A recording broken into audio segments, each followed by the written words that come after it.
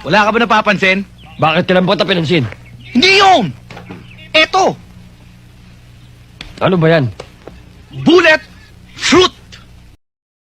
Tao, hindi bulletproof, bulletproof yan!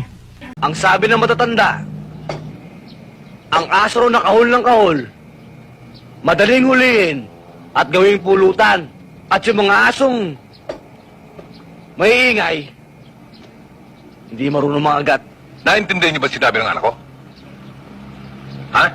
Baka malumpo lang yan. Sige, subukan niyo.